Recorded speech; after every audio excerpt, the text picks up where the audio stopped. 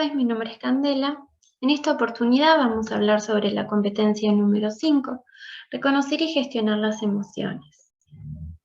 Vamos a hablar acerca de los objetivos que vamos a ver en estas diapositivas, lo que queremos hacerles llegar, definir qué son las emociones, definir qué son los estados de ánimo y dar algunos ejemplos de ellos, ver cómo es el rediseño de los estados de ánimo, comparar qué son las emociones con los estados de ánimo y hacer una introducción acerca de lo que es la inteligencia emocional.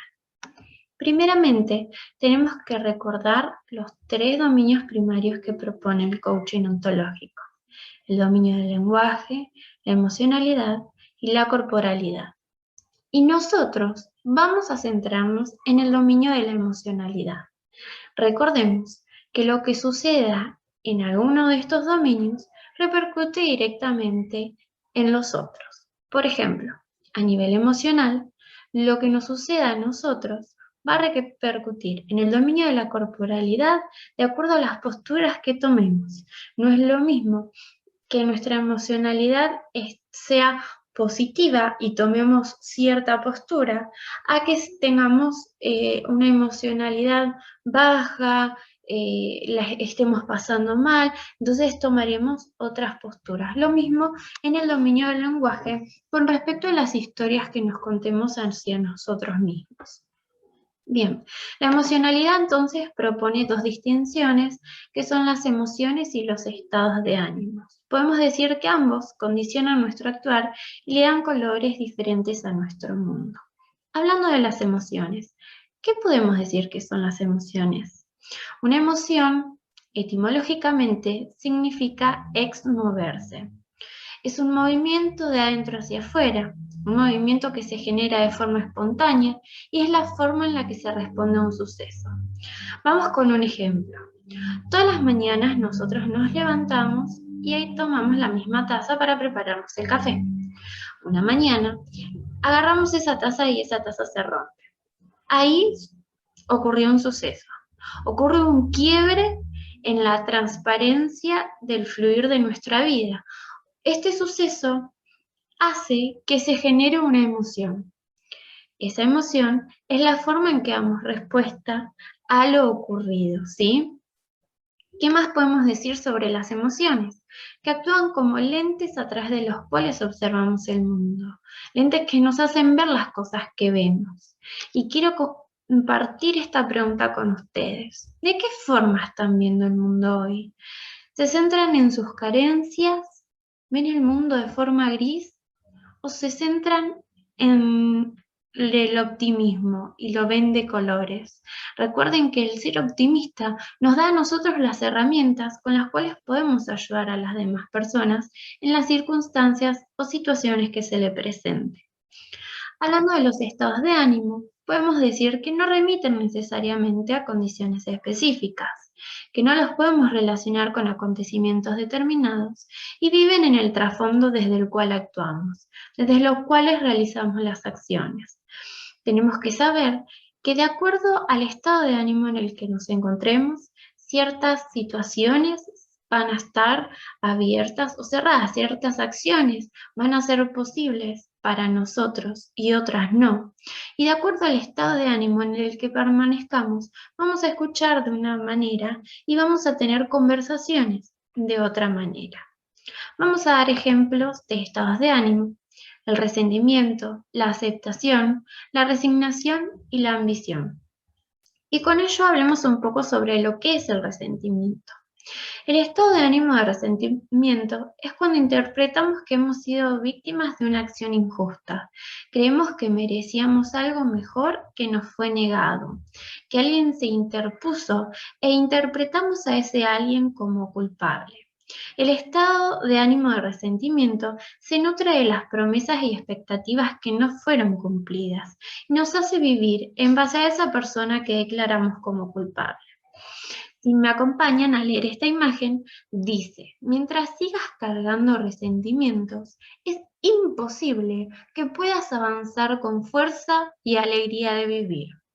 una connotación del resentimiento, que es un estado de ánimo que crece en silencio, en una conversación privada. Por eso en esta imagen, la personita carga con un cubo, como si cargara con algo interior de rencor, dolor y odio.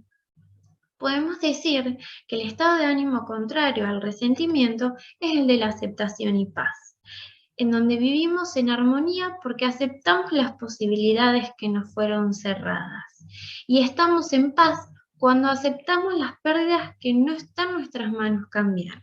¿Qué quiere decir esto? Que al aceptar y dar por hecho la posibilidad como cerrada, se nos abren las posibilidades y los nuevos caminos al futuro, ¿sí? Otro de los estados de ánimo por los que vamos a hablar es el estado de ánimo de resignación. Una persona que vive con el estado de ánimo en resignación es aquella persona que se ve afectada por un sufrimiento penetrante, en el cual ve su capacidad de actuar porque se mantiene en la conversación que niega a aceptar la pérdida sufrida, lo cual cierra posibilidades al futuro y cierra toda posibilidad de acción. Entonces, podemos decir que el estado de ánimo contrario al de la resignación es la ambición. Y acá tenemos que hablar porque tiene connotaciones distintas según el discurso histórico que predomine en las distintas comunidades. En algunos lugares puede ser tomado como algo positivo y en otros como algo negativo, ¿sí? Nosotros vamos a verlo desde el punto de vista ontológico y la persona que vive en estado de ánimo de ambición es aquella que ve las posibilidades de acción donde otros normalmente no las ven y se compromete en la ejecución de tales acciones. Entiende qué es el presente y construye el futuro, ¿sí? Va en busca de la ejecución de las acciones que se propone. Bien, hablando del rediseño de los estados de ánimo, ¿qué podemos decir sobre ello? Primeramente debemos saber que tenemos que convertirnos en observador de nuestros estados de ánimo, saber que no somos responsables de los estados de ánimo en que nos encontramos, pero sí somos responsables del tiempo en que permanecemos en ellos. Por eso mismo, debemos cuidarnos de las historias que fabricamos en torno a nuestros estados de ánimo. Y con ello, identificarlo como un juicio automático. ¿Para qué? Para poder examinar aquellas afirmaciones o declaraciones que estamos creando en base al estado de ánimo que sentimos. Si vemos que recurrentemente permanecemos en un mismo estado de ánimo, deberíamos generar algún curso de acción en el cual, cuando tomemos conocimiento mediante la observación de ese estado de ánimo, podamos con esas acciones revertir ese estado de ánimo. Y no tenemos que olvidarnos que existe un nexo entre nuestro cuerpo y nuestros estados de ánimo, por lo cual en ciertas ocasiones, cambiando nuestras posturas, ¿sí? Practicando ciertos ejercicios, esos estados de ánimo deberían desaparecer. Aquí llegamos a la breve comparación entre las emociones y los estados de ánimo. ¿Qué podemos decir sobre las emociones? Que son cambiables, que son contagiosas, que afectan a nuestro desempeño y nos pueden mostrar posibilidades o imposibilidades. Y todos tenemos un menú de emociones. Si bien esta diapositiva, estas imágenes nos muestran algunas de ellas. El estar feliz, el enojo, el estar retraído, la ira. Bien, comparándolo un poco con los estados de ánimo, podemos decir que los estados de ánimo son más duraderos y que sufren oscilaciones a lo largo del tiempo, no permanecen igual. No los elegimos y no los controlamos, pero lo que tenemos que tener en claro es que siempre nos vamos a encontrar en un estado de ánimo. Tengo una frase y unas preguntas. En este momento, ¿sus emociones los están ayudando a cumplir sus objetivos? ¿Manejan sus emociones cuando están enojados? ¿Manejan de forma positiva lo que dicen y lo que hacen? De no ser así, cada una de estas preguntas nos invita a realizar la gestión inteligente de nuestras emociones. Y con ello, otra pregunta más. ¿Cómo convertirnos en observadores diferentes? A través de la inteligencia emocional. ¿Y qué es la inteligencia emocional? Es aprender a reflexionar en la acción, es empezar a cambiar y pensar de manera distinta en las mismas circunstancias, para así lograr resultados diferentes. Y si estás preguntándote qué es la inteligencia emocional, ¿quién tiene inteligencia emocional? ¿Qué ser es inteligente emocionalmente? Yo te digo que es aquella persona que ha aprendido a manejar sus emociones para lograr el objetivo superior. ¿Qué es ese objetivo superior? Ser feliz, estar en plenitud, tener paz y tranquilidad. Es manejar el equilibrio entre el actuar, sentir y el pensar.